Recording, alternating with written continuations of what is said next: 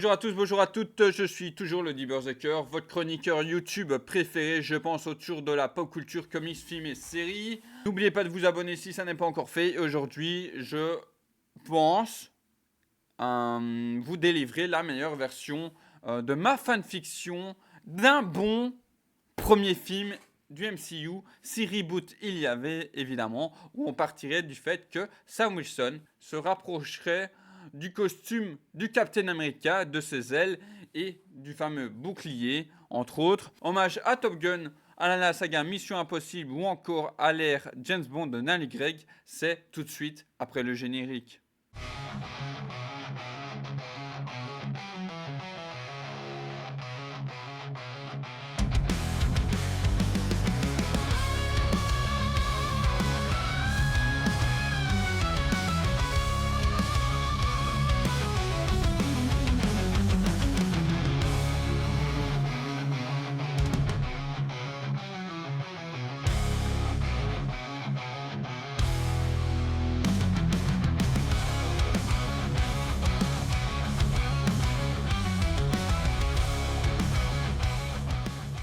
Sous les traits de Yahya Abdul-Mateen II, Samuel Wilson effectue des exercices habituels dans les airs avec ses recrues, tous pilotant leur avion dernier cri.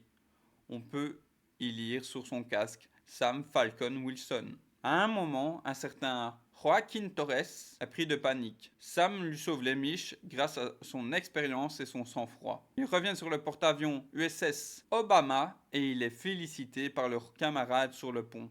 À peine quelques instants plus tard, il est appelé par l'un de ses supérieurs. En rentrant dans le bureau de son dit supérieur, il y voit une autre femme de sa tranche d'âge. C'est Maria Hill, directrice adjointe du Shield. Elle leur apprend que Luke Cage, alias Sparrowman, dans leur service, a disparu depuis plusieurs jours et que Sam est leur dernier espoir pour le retrouver, voire surtout pour finir l'enquête que ce dernier, Cage, a débutée.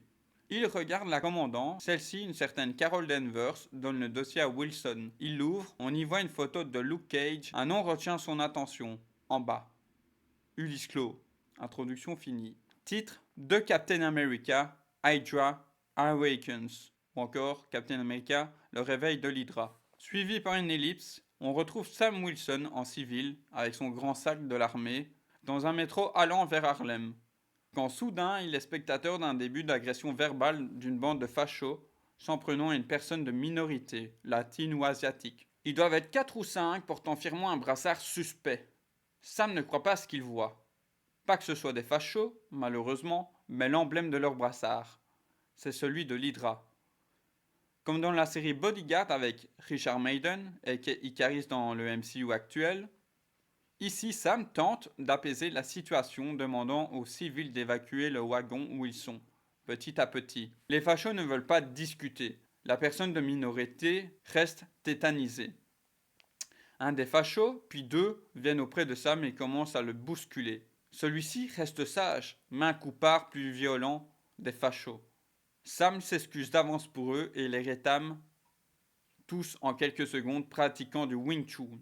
Tous étant au sol désormais, arrivé à la station d'Harlem, il s'approche de la personne effrayée et la rassure. La personne finit par lui dire « On devrait avoir plus de héros comme vous » et la jeune araignée.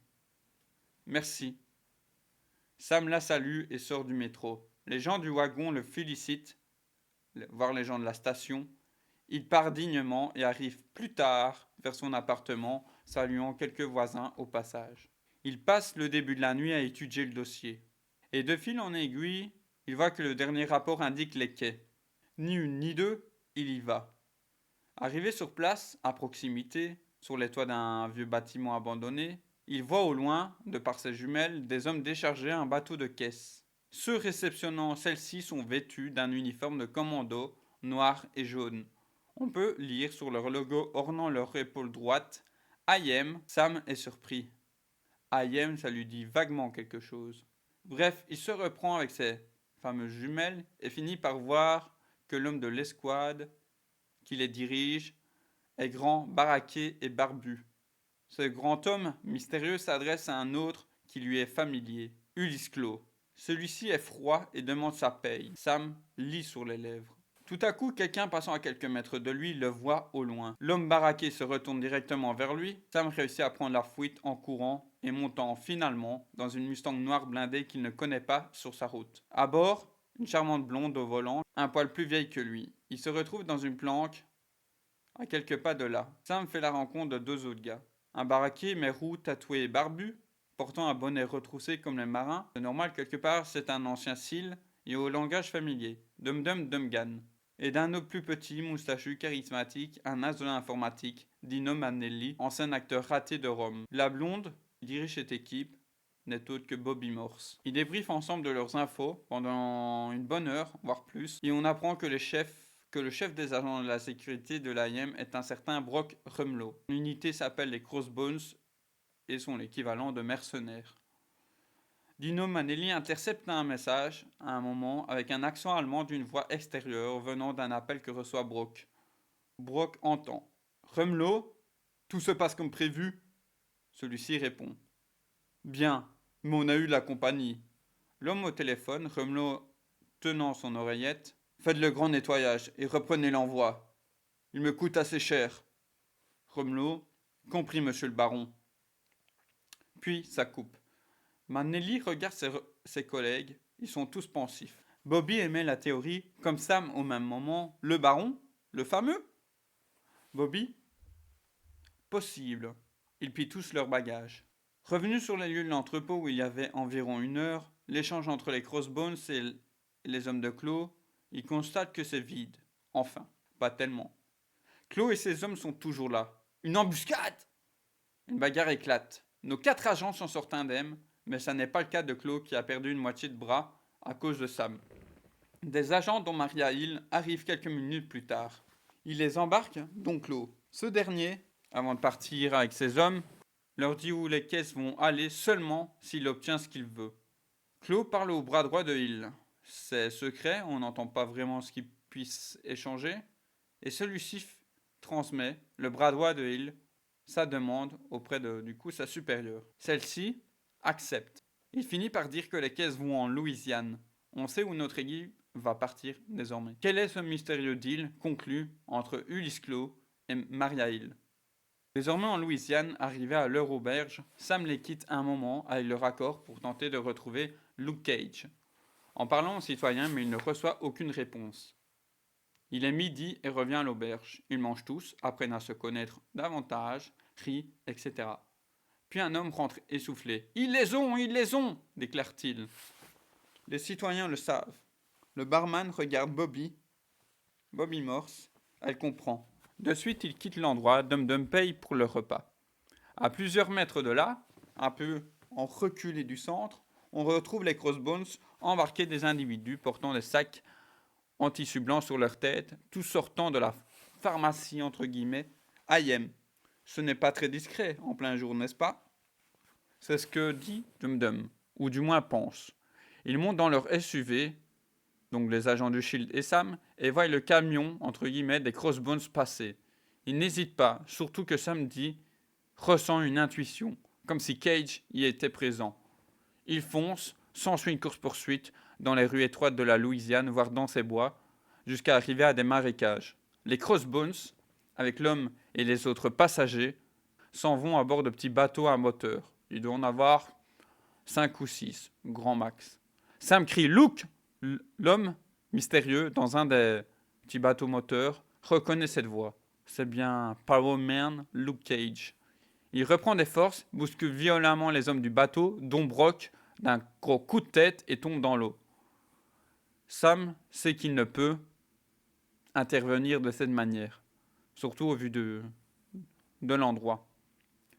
Bobby regarde Dino. Dino sort une valise spéciale en chrome et déclare « Sam, on a ce qu'il te faut ». On entend un bruit d'impulsion, comme celui d'une sorte de jetpack, et puis on voit Sam plonger avec dans l'eau. Quelques instants plus tard, il remonte avec Luke à la surface, malgré qu'il faisait sombre dans cette eau très sale. Ils sont rattrapés par Bobby, Dino et Dum dans un petit bateau qui était à proximité au départ. Ellipse. Donc petit flash forward, petit bond en avant. Sur la rive, on les retrouve tous les 5 désormais. Sam et Luke ont une grande et belle discussion. On apprend que Luke fut le mentor, la figure paternelle de Sam. Ce dernier a perdu son paternel durant sa jeunesse. Le père de Samuel fut pilote de chasse et tué pendant un exercice en plein vol. Sam est ce qu'il est grâce à Luke et à sa maman. D'ailleurs, Luke demande comment elle va. Par la suite, ils reviennent auprès de la bande et Luke, Cage, leur apprend que l'IM est une couverture de l'Hydra. Bobby s'en doutait au vu de leur dernière mission. Cage leur apprend également que l'IM font des expériences douteuses voulant recréer des super soldats, sauf que tous ne réagissent pas de la même manière. Certains meurent, là où d'autres développent des facultés uniques. Il ne comprend pas encore comment il est vivant, et il leur dit également qu'il y a une taupe. Cette taupe voulait le faire disparaître. Regard intense entre eux tous. On arrive dans le dernier quart d'heure du film, de ma fanfiction. On est de retour à New York, mais dans le quartier des affaires, Wall Street. Les Crossbones débarquent dans la tour principale de l'IM. Runlow est furieux. Il monte les étages par ascenseur. Il arrive au bureau du directeur. Ce dernier s'appelle Andrew Forson. Brogg le tutoie même. Cela a l'air très familier. Ils ont été à l'école ensemble. On peut y voir une photo de classe de l'université, par exemple, sur le bureau de Forson. Brock, Drew, Andrew. Je sais, mais ne t'inquiète pas, mon frère. J'ai reçu cette mallette aujourd'hui et Connors a fait des merveilles. Andrew la retourne et montre à Brock les diverses seringues. Quand soudain, Forson aperçoit les 4 agents du Shield et Sam via son ordinateur, retransmettant la visio des caméras de la tour. Drew, ils sont là. On se retrouvera plus tard. Brock et ses hommes s'en vont. Drew s'injecte une seringue, on voit les veines qui se gonflent, puis focus sur Luke Cage, qu'on retrouve déjà bien avancé dans la tour et en voyant valser facilement les hommes de sécurité à travers les murs. Il prend conscience de ses pouvoirs. Les balles rebondissent sur lui, il a la peau impénétrable.